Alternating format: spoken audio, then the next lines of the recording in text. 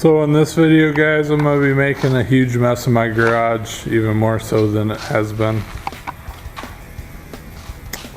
If you guys watched last week's video, I got my toolbox finally home.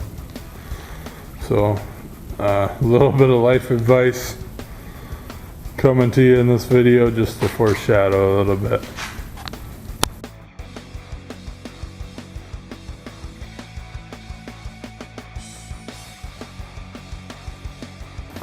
So I don't usually do personal stuff, but if you guys have ever heard the expression of my box has wheels for a reason, there's only so much of a limit to that. It's really a pain to move a toolbox, especially when it's fully loaded. What I'm gonna end up having to do is unload the box and then push the empty box off because I have sand, and then put the box over on the concrete, then reload it. I know you guys, I talked a little bit, and I am going to a different company, so the tools aren't going to get put back in the box anyways. So I just wanted to add this in, so any of you guys that aspire to be a mechanic for a living, find some place that you want to stay the first time around. That's my advice to you. So my garage is a little bit of a mess.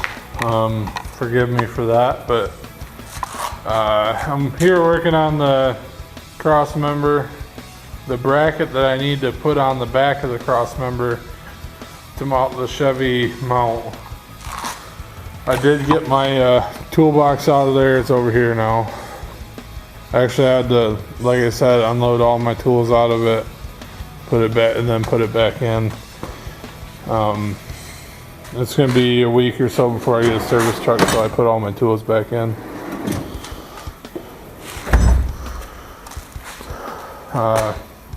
Anyways, so what we're doing on the car.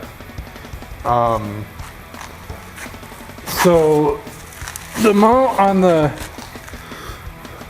original cross member goes underneath, and it's bolts into the torsion bar mount.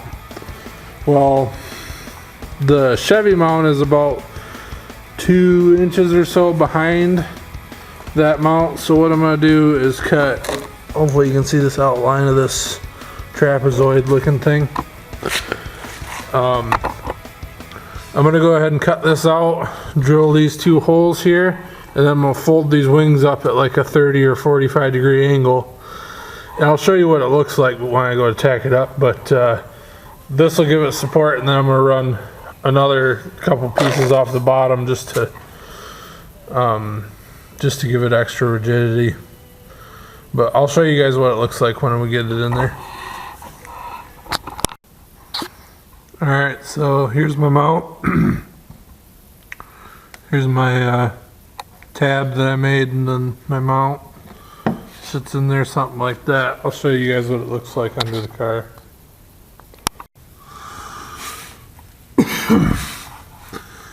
Alright, so I'm under the car here. You guys can see that I've got my mount tab welded in. I don't have all my bolts in the actual cross member itself.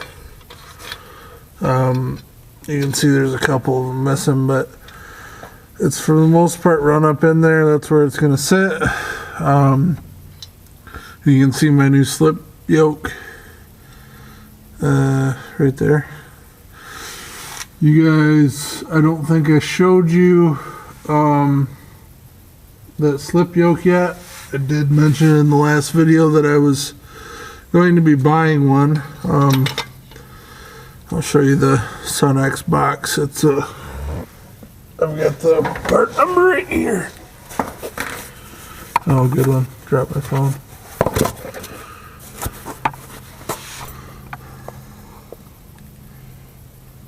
Try to hold it still.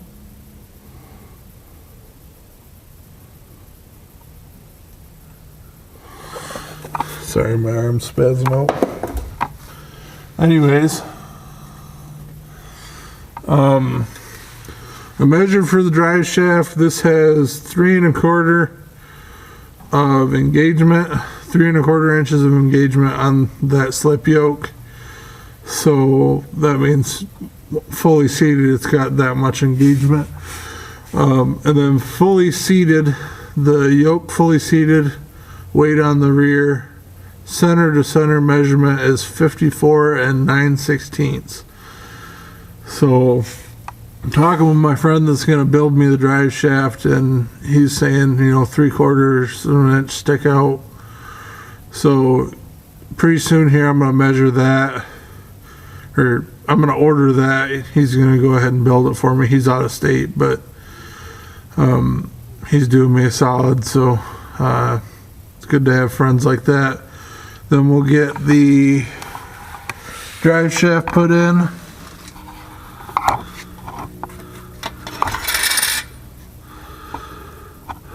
And place it in there. This is mainly the last thing I've been waiting on to get the tranny and motor pulled back out, because I've got to have the trans built still, and then I still do have to do the subframe connectors, but that's not a big deal. But I need to get the motor and trans out, build the motor, weld the pan.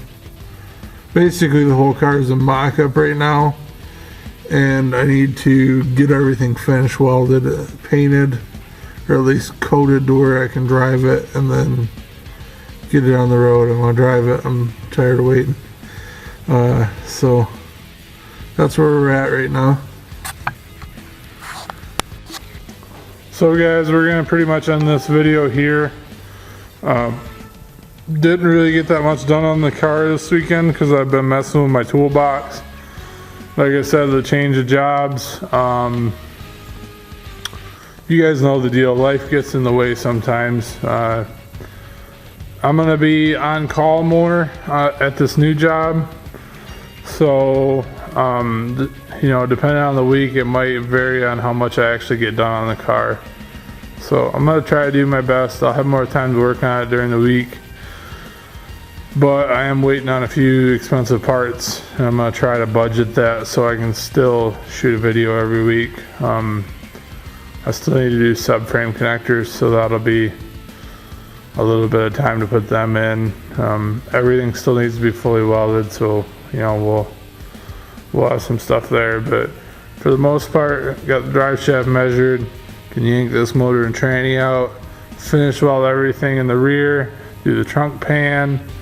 There's a lot of stuff I can still do on it, but we're gonna end it here.